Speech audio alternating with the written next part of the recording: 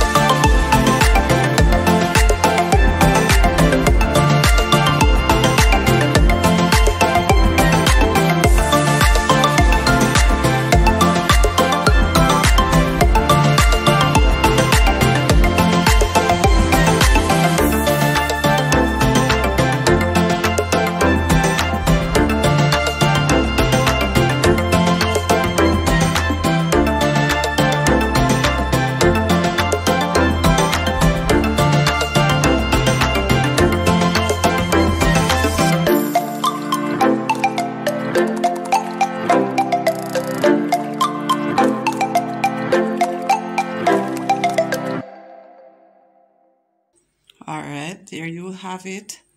Thanks for watching. Remember to like, share, and subscribe.